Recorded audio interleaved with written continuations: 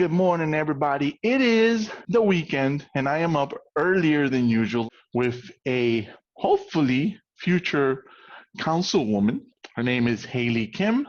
I am Angel R. Talk, and you are listening to the Not Just NYC Talking podcast.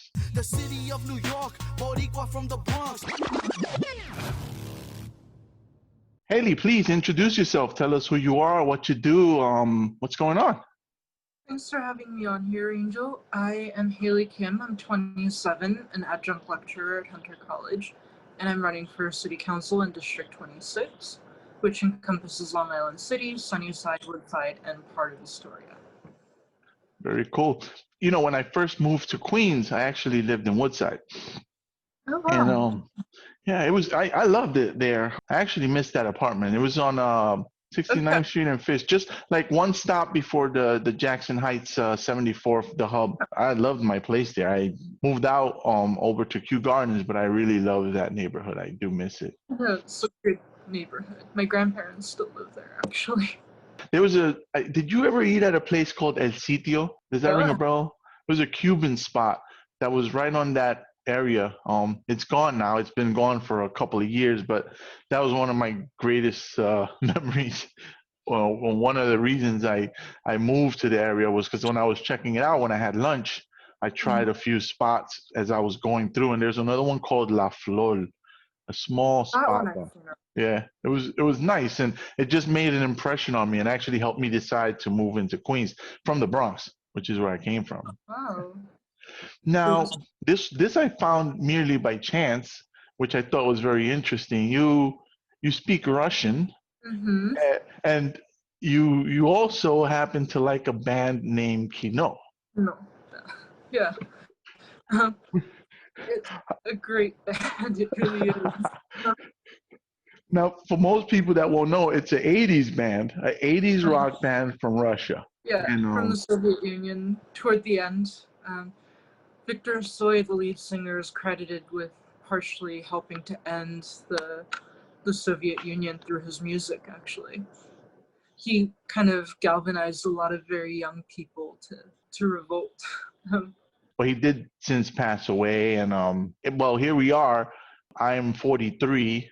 I have absolutely no connection to Russia, you know, in terms of family or but I know the band. You know, so he did something right. You know, if he's still reaching people all these years later, all over the world that have, you know, no connection whatsoever. So that's pretty awesome. Now, speaking of galvanizing young people and getting them to vote, you're a young person yourself, and I assume you're trying to get people to vote, right? Especially now. Of course.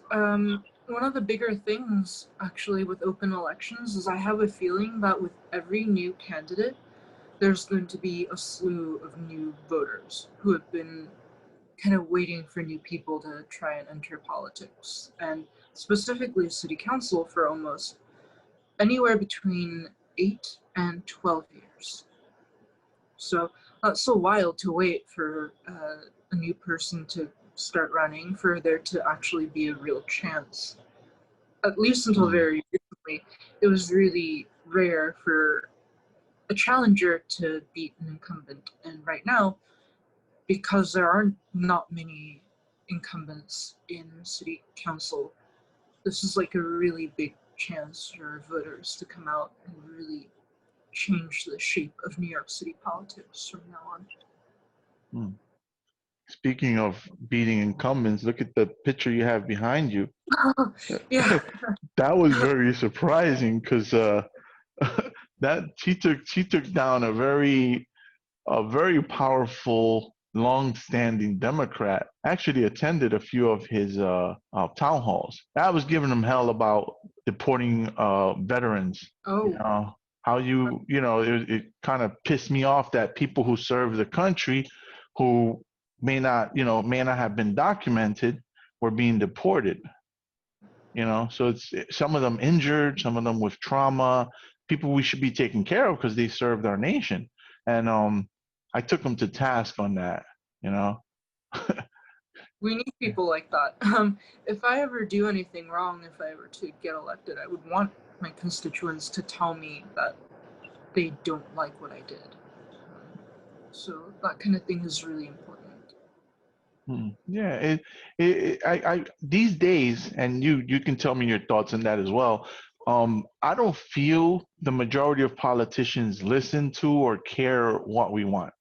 You know, we have next to where I live, we have a big hotel, and that hotel is has been used as a shelter, which I didn't have a problem with because when I came to New York City from Puerto Rico, the first couple of days we stayed with some family friends, and then we went to a shelter as we were kind of sorted out. So I'm not against that. I want to help people. I support helping people, you know?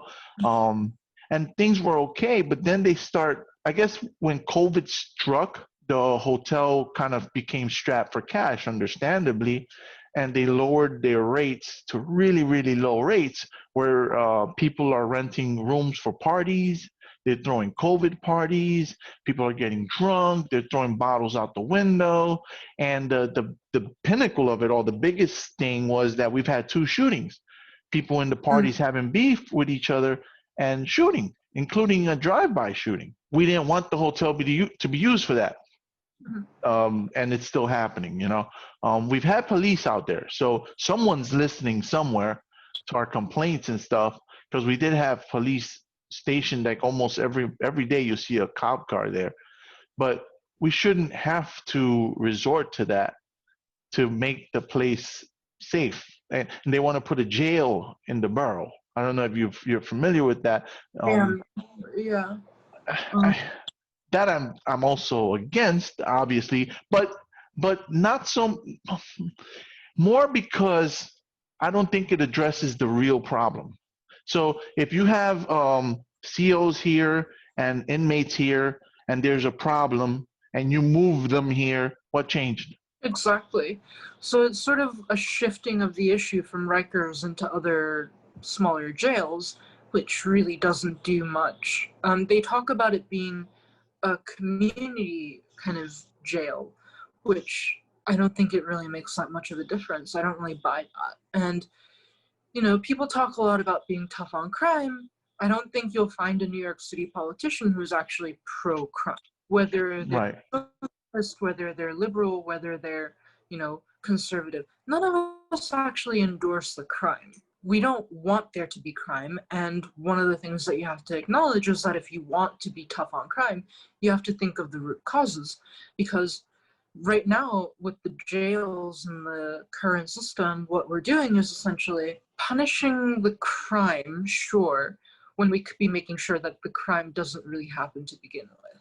Well, there's no reform, meaning individual reform. I do something bad, you lock me up with a bunch of other people who did bad things. They try to take advantage of me. I try to take advantage of them, and I may come out worse. There's Exactly. no where was the reform for me? Now I'm gonna go. I'm gonna do my time. I'm gonna come out. I'm bitter. I'm angry. I didn't particularly gain any skills. I didn't improve. So what, you know, I am not against punishing people for wrongdoing, right? But um, I'm also in favor of helping them improve, helping them grow and learn. You know, I don't feel like what they're doing with the jails is or what. Well, I think it's happening. I don't think there's any more debate in this. I think it's actually happening with the smaller jails. Not entirely sure. But the last I heard, it's still on the table. But I don't see how that helps. You know, That's I, I don't think it's gonna. If I'm an abusive CO, I don't care where you put me. I'm still gonna slap people up. If I'm an inmate who's doing whatever, it's where I happen to be doesn't change anything. The one benefit that I think can come from that, not necessarily for the community, is for people who visit. right. You know, where you don't have to go to Rikers if you're in Brooklyn or in some really far place. You can now just go to your community. Which as a human being who has empathy and cares about people, I understand that. But I'm also worried that, again, once in me being kind, I may end up allowing or creating another situation where I have another. Well, I don't think I'm going to have shootings because I think people get out of jail, they want to get away from there. You know, they don't want to be anywhere near that place, right? But Yeah. I'm just concerned of what happens, congestion and so on. You know, so it's hard as a I'll call myself a constituent. You know, as a New Yorker, you want to help people. You know, but in the process of helping people, now we're having to dodge bullets. So how does one reconcile that? Where you kind of say, you know what, I don't want it near me. You know, I don't want to be that guy. But it's how does one, you know, what do you think about that? Like on a personal level, like what are your, you know, because I know you want to help. Hmm. So you're asking about the kind of conflicting desire for your own personal safety versus your kind of ideals of how things should be. I Um, think in that crazy mishmash of crap that I just said, that's a very perfect way to. uh, I don't think there really has to be a compromise there. I think generally we do need more gun control. I think we have to acknowledge that we need gun control and that the laws need to be stricter throughout the entire country rather than in the city or in the state, because people can go out of state to get the guns. So we have Right. to, as a country, come to a decision that, if we really care about each other's safety, one of the first things we have to talk about is gun control. And Right. um, And you know how heated that is.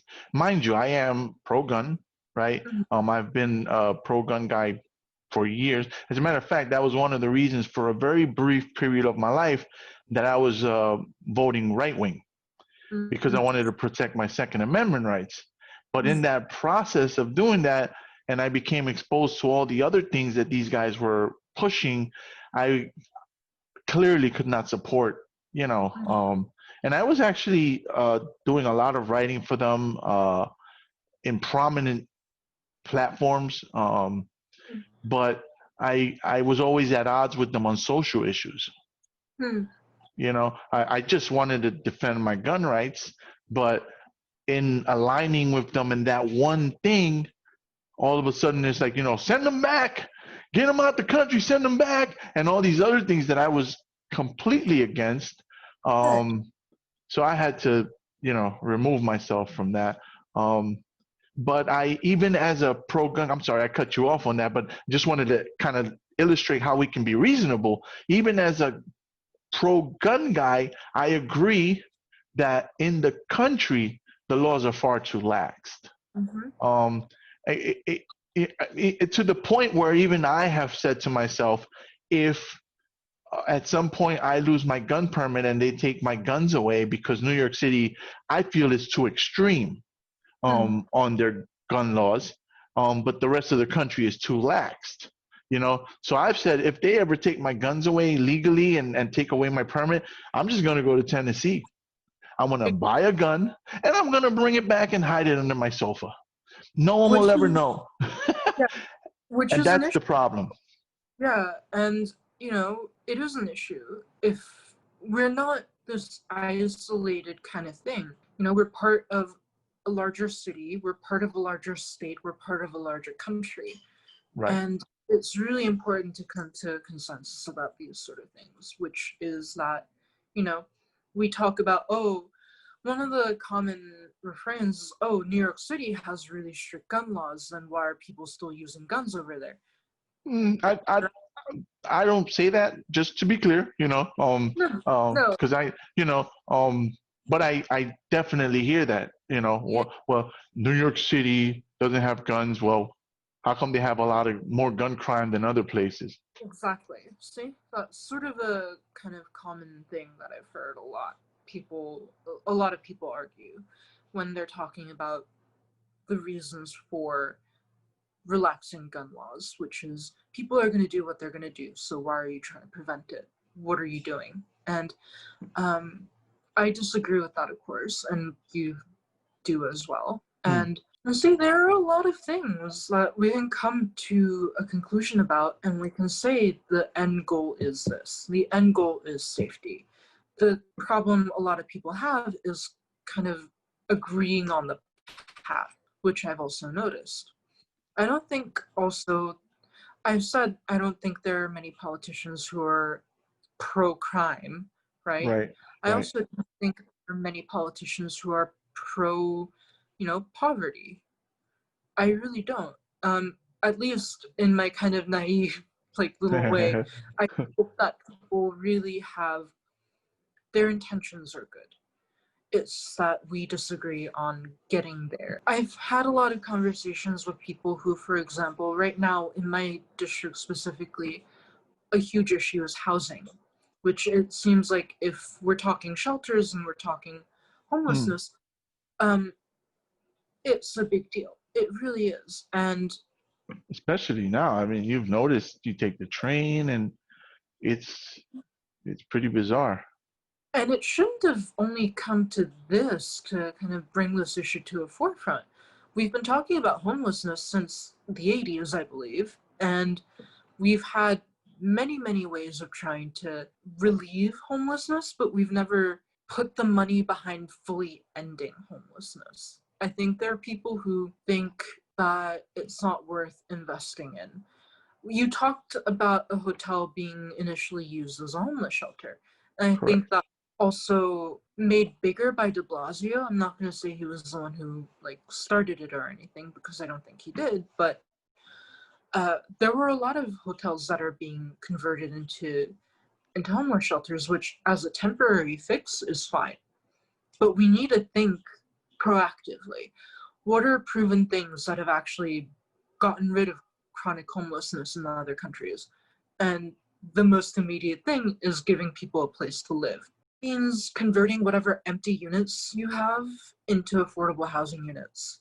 Again, that is the end goal, is to make sure that housing is something that someone in New York City does not have to worry about. And homelessness is the root cause of a lot of crime in the city. So you get rid of homelessness, you get rid of a root cause of crime, and you get rid of part of the crime rate again. And we have to think broadly in terms of things like that. What are things that people are struggling with? What are the situations that have actually changed to cause this spike in crime? I think overall the numbers have gone down within the general decades long scale. We're still not as bad as we were in the 80s. I don't think it'll get that badly, but we do need to think about, okay, we're talking about crime, we're saying we're afraid of crime. What are the things that cause crime? It's lack of opportunity, it's poverty, it's lack of a home. And one of the funnier things that we've noticed during the pandemic is cops being called to deal with homeless people. Right, which And is that's a problem because first of all, I'm sure you'll get to this, but mental health and homelessness is huge exactly. because how that's always been the one thing that I have a bit of a confusion with, because I'll use a guy in my neighborhood. One time I was walking near him and he threw a punch at me. He swung at me. So this is before I knew that he had a disability, right? I didn't know. I just thought he was just a guy walking up and down the block and asking for money and stuff. And he swung. He actually came in my space and threw a big, broad punch. I boxed, so I ducked under. I came up and I set myself up to throw. I was gonna throw a right hook, but I looked in his eyes before I responded, and I saw no malice. I saw no anger. I saw no hatred. I I didn't see someone trying to hurt me. It was like looking at just a blank face. Mhm. Like he had just performed his action, which I perceived as an act of aggression, trying to hurt me. And I was in the process of defending myself, but I realized, oh, this dude, he's this. There's no malice there. Um, so I did not complete the Yeah. the left hook, and I just walked away. You know, but if you're a hot-headed person, or if you're I mean, I don't want to attack police, but say you're a police officer who's had a bad day. Maybe you're scared, maybe you're anxious. I don't know. And he swings on you, Mhm. you're gonna react more than likely. And then not even a police officer, your average person. You know, the average person would react and maybe tackle him or actually finish the hook. Don't even take the time to look and end up hurting the guy when he's just mentally ill, you know. Um, but you would never know that because you wouldn't get a chance. You would just knock him out and kick the crap out of him and not even. So how do you get a guy like that to stay in a home or to get help or to take meds or to take treatment? What what do we do? Yeah. You also have to, when you give public housing to people, one of the things that have actually been proven to cure chronic homelessness because of issues like that, because it's so tied up with drug addiction and with lack of mental health resources for these people, is even if you were to give every single person a home and throw those services in there, put a therapist in there, put a social worker in there who can actually help this person, that has been proven an effective way to kind of end chronic homelessness in other countries. And we've got a lot of research on this, and usually it's spoken about in the context of actually building more housing, like more public housing that has these services included. But I think we can broadly kind of, well, loosely interpret that and apply both the immediate need of the home and the longer term solution of mental health uh, and addiction services on top of, once they're done with that level, there's a level of actually getting these people into the job market, right? If they Hmm. ever get to that level. And um, so once they're kind of able to be back in society, people who are there to help them with their resumes, people who are there to help them find jobs, who can help train them for interviews, who can, you know, all of that kind of thing. And that is actually really effective, and it's cheaper than what we're doing now with the hotels. Right. So why not have the cost effective and also humane kind of thing to do, rather than putting these really more expensive bandage solutions all over the place and, you know, not Right. really treating the root cause, which is what we have to get to. Right. And people are quick to complain, all of us, myself included. You know, I don't exclude myself from that. We all complain, but um, the solutions require financial investments. They require politicians to direct those funds. And you know, right now, you know, we clearly have a problem with policing, right? Um, Yes. and there's several things that can happen there. Like, you ever seen Officer Tommy Norman on Instagram? No. Look him up. He is phenomenal with community policing. Mm-hmm. He knows everyone in his community, Mm-hmm. and that goes such a long way in making people feel safe with the police and uh, trusting the police and the police officers feeling safe. And it's a community. Um, People are now talking when we have, you know, Black Lives Matter, where we're trying to address this problem. I'd say in the world, not just in the country, but you know, at our level in the country, in the city, and people talk about defunding the police. Some people talk about abolishing the police. I think the whole abolish thing is ridiculous. I don't have a problem with redirecting some funds towards those programs you're speaking of, because in essence, you're reducing the crime. So you're reducing the need to have such a heavily militarized police force. That's one part, but also in the community policing aspect, if I know you, you know me, we're friends, it would make a safer community for everybody. So these things could be handled. It's just I think people in general don't want to reason and compromise with it, right? You're going to have the people who say abolish the police, and you're going to have the other people who say blue lives matter and that guy deserved it.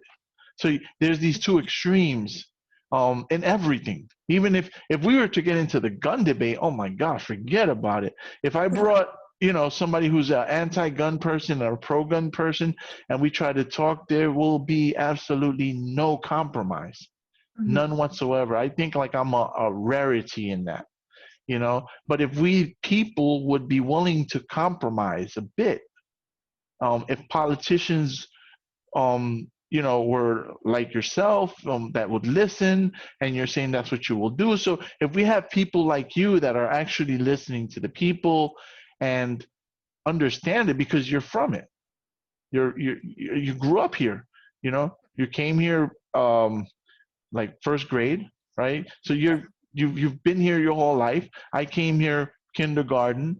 I've been here my whole life. This is all I know. So we are the community.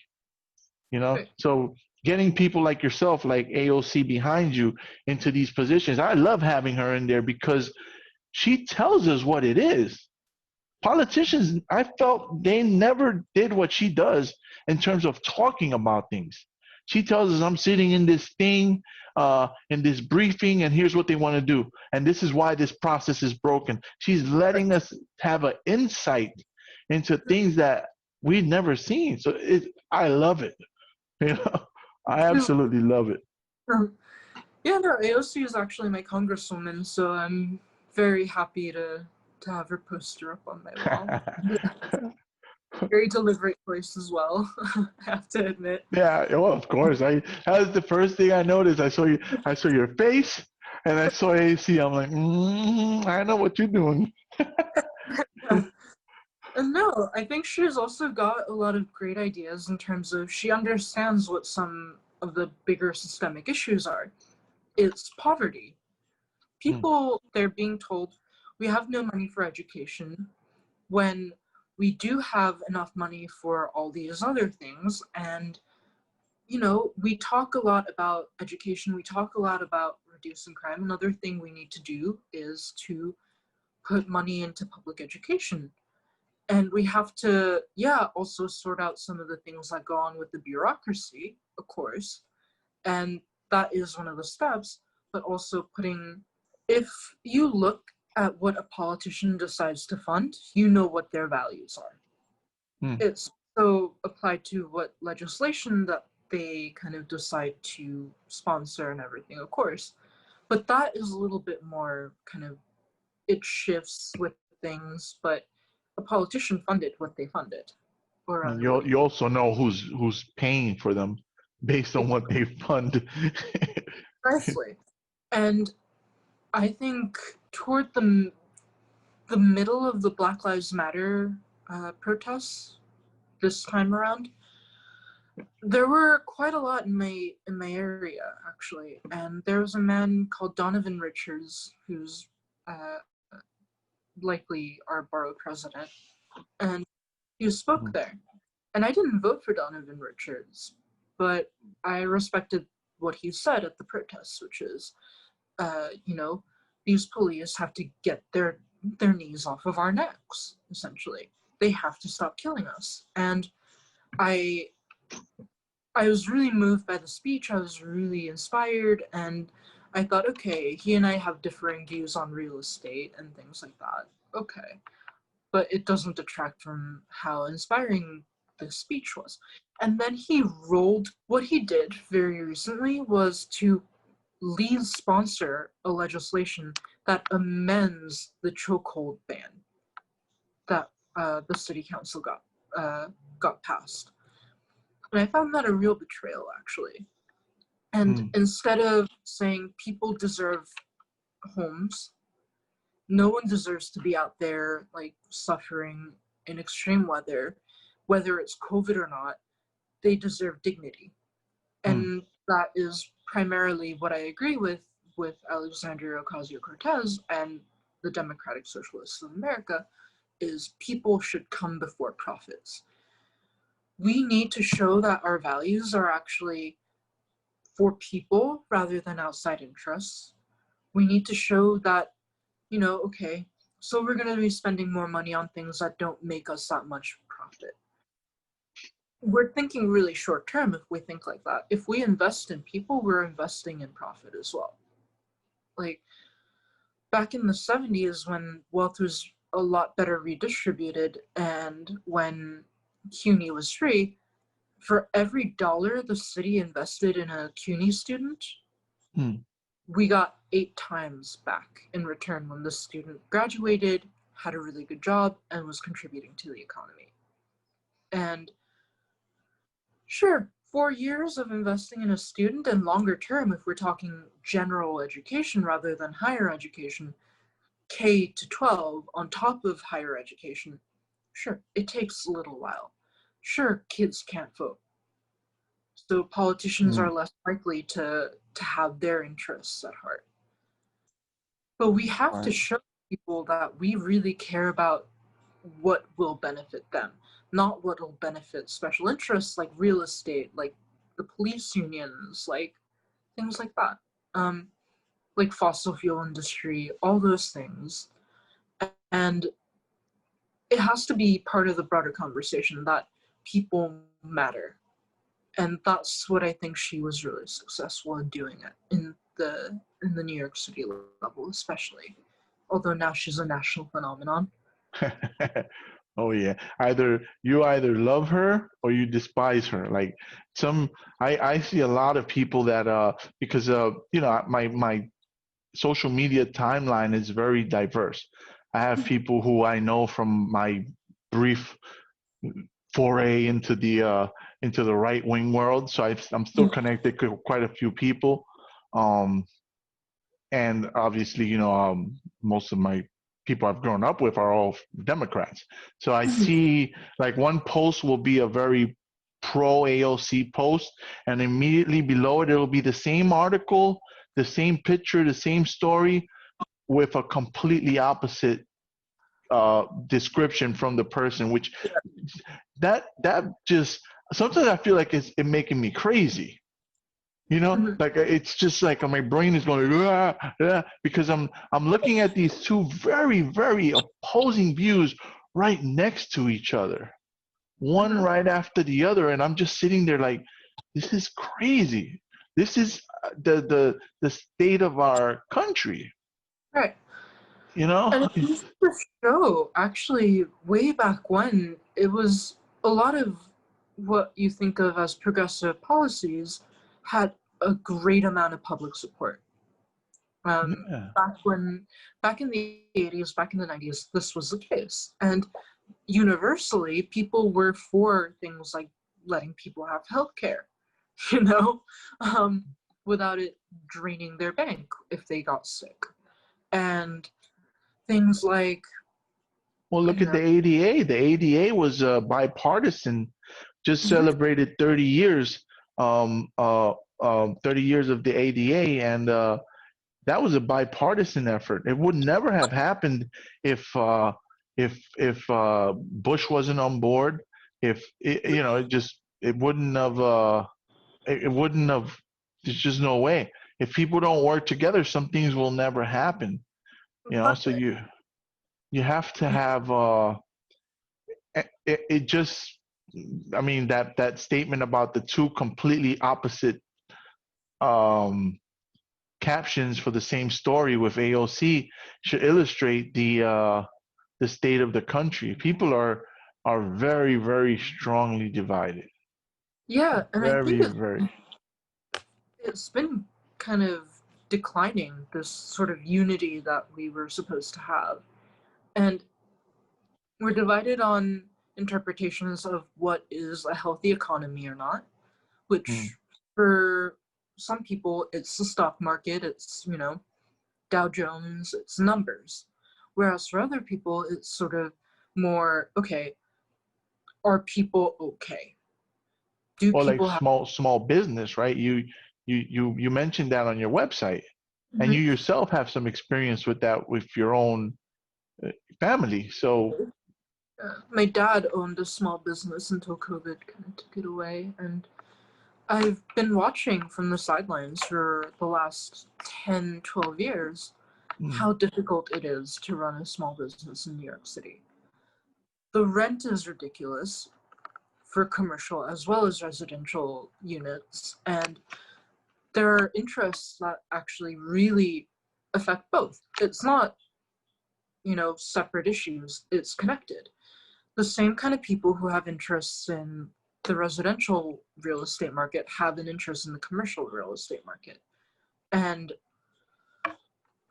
it's wrong. There might be kind of debate on whether you tax the landlords to make it easier for small businesses to thrive and get a smaller rent price, essentially. Kind of the way that over here, uh, residentially, you have empty units. You do. Half of the luxury condos that we've built in Long Island City are completely empty. So what mm, do we do with that to make sure that the landlord doesn't keep mm, raising the rent? right, It's to tax them that the unit goes, you know? The person who owns the unit should genuinely make sure that the unit is filled. And that also kind of lowers the rent because they're kind of just like, okay, who matters? Right. What matters right now? Is it getting $5,000 for this one unit, or is it getting $2,500 each for these 3 units in total? And taxes incentivize things like that. And there's a similar kind of thing with commercial rent. There are a ton of empty storefronts here in Harlem, in all these different areas, and you have to tax it. You have to tax the landlords so that they have an incentive to kind of lower the rent when they lease the unit out. And that's one of the ways we can do it, and that's one of the ways we can support small businesses so that they don't have as big of a burden to bear when they're hiring employees.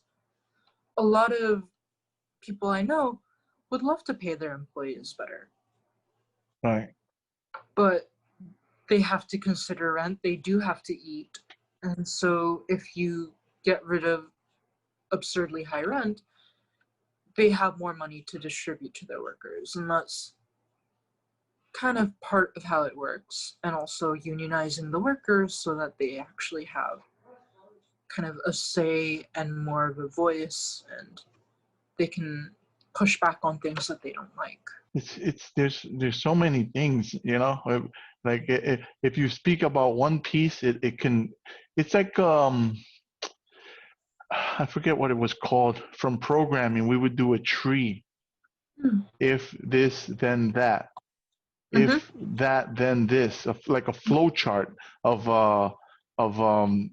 sequence of, you know, everything in, you know, you guys in politics would have a tough job because everything you do has a cause and effect, and some people are going to support it, some people are going to be against it, and everybody will have their views, and it's hard to get people to, as we've been saying, to compromise Mm-hmm. on anything. It doesn't matter what it is. It blows my mind how we can look at the same exact thing, and you see one thing and I see an entirely opposite thing, Mm-hmm. even though we're looking at the same exact thing.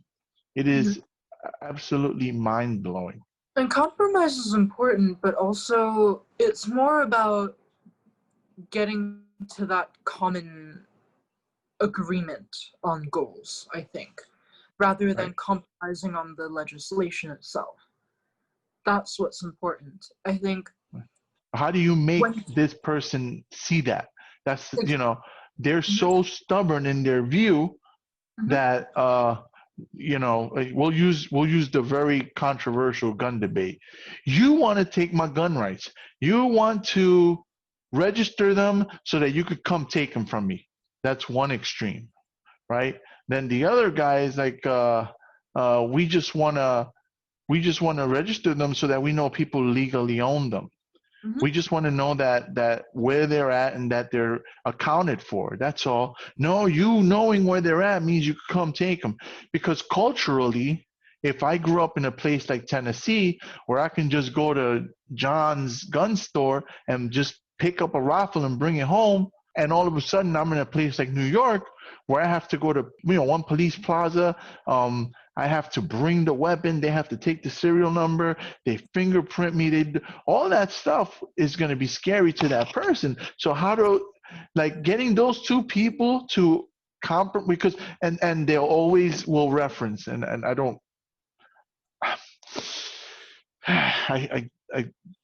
They always reference certain historical events where groups of people were killed en masse as the first step was gun registration. So in their minds, that's the level of desperation that you taking their guns means. So how do you get that person with that mindset to compromise? And then you have this one person who's just entirely wants to get rid of them altogether. Getting those two people to agree, I don't know. I have no idea how we do it. In fact, I feel, and I hope I am wrong on this, that if it ever comes to that, we're going to war. Those guys, I went to a place that was like a compound, like an actual military compound. They had helicopters, all kinds of vehicles. I saw a tank. I'm talking about a civilian compound that had these things. Nice guys, very nice guys, great group of people. I don't want to appear like I'm disparaging them. They were very hospitable to me. They're very kind to me. My point is that this is the guy you're going to try to take the gun from. Let me rephrase that. That's the guy, because I don't mean you, and I don't mean that's what the agenda is. That's the guy that this anti-gun person wants to crush and take away that stuff from them. How it's not going to happen without a fight. You know what I mean? And then I don't want to bring up the gun debate, because that's a 3-hour conversation. But just an example of, just like, how do you get those two very extreme people on this very extreme issue to ever agree? I have no idea. I think the interesting thing is that I've found at the city council level, there are people who are willing to compromise on not the intention of the legislation, but on whether you get the legislation passed or not, because they like you personally, which is really important. New York City is different from the national, of course. Our focus is different. Our abilities, our reach, our scope, different from, what someone in Congress can do. So one of the things that I've heard about was even to do with libraries. One city council person had a not great relationship with the rest of the city council person, and they were unable to get as much funding for their borough as they would have been able to if they had a better relationship with these other council members. And another council member from that same borough who had a better relationship with the rest of the city council was able to sort of secure the rest of the funding that was needed. I'm trying not to identify anyone. I understand. Yeah, I understand. I don't have a clue, so you're good. Yeah. I have no idea. My brain automatically thinks left and right, but may not be the case. Maybe, that doesn't matter. We don't want to say no names, and, we don't want to do anything like that. But over here in the city, it's not so much left and right. There are very few registered Republicans here in New York City. Correct. But it's more about centrist versus progressive/socialist. it kind of comes to a point where I think the job of any progressive or socialist to get selected into city council is to bring the centrists into our tent. So we have to agree that the common goals are there. The goals are to make sure that people don't have to live without a house or a home, so that right now it's also really heavily tied to health. Homeless people, we were worried that they were going to get sicker than, or rather that they were going to get sick at a higher rate than people who, well, or at least at the same rate as people who were essential workers, right? For a bit. When it directly affected us, people cared, you know, and right. It was Makes sense. It should not have taken that.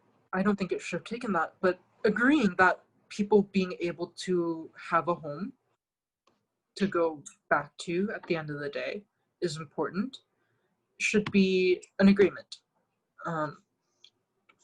A centrist and a progressive should be able to hold hands on that and pass through legislation that actually addresses these issues.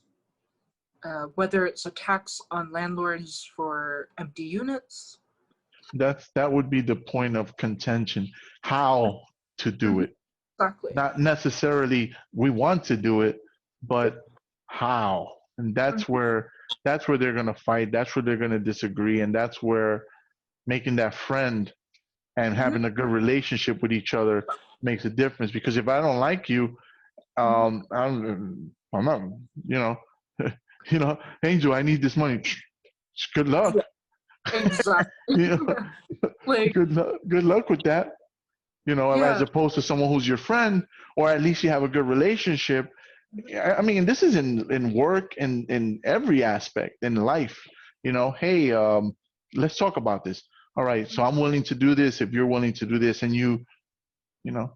Hailie, would you like to give like any closing remarks, or how people can find you, how people can donate for your campaign, how anything you have before we close for the weekend? Yeah. My website is HailieKimForCityCouncil.com. I'm hoping you can also kind of type it up and have a link there. Sure.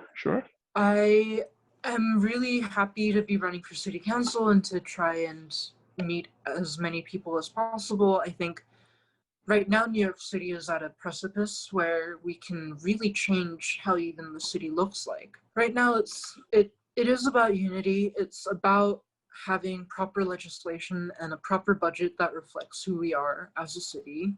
And I think what New York City is, as well as my district specifically, is a district that really wants to make sure that we are all okay. And given COVID and given all these extraneous sort of circumstances, it's more important than ever to be able to come to an agreement on things like housing, on things like small businesses and how best to help them, on things like education, which we need to put at the forefront rather than as an afterthought. We need to make sure that we address the root issues of problems rather than bandaging them. And we need to invest in things that really can make a difference. And that is why I'm running for city council, to put for myself socialist agendas in legislation. And I really do hope you donate. I think one of the more exciting things to be able to do is to be able to support a candidate you actually genuinely like and believe in from early on, so that you give them as much of a fighting chance as possible to make it onto the ballot and through to the primaries. So again, HailieKimForCityCouncil.com. Thank you. Awesome. Thank you for coming on the podcast and sharing your time and your views, and it's been a pleasure. Same here, Angel. Thanks for inviting me on here. You are listening to the NYC Talking podcast. We are NYC Talking, the realest lifestyle blog ever. www.nyctalking.com. please follow Angel R Talk on Twitter and Instagram. Please like NYC Talking on Facebook.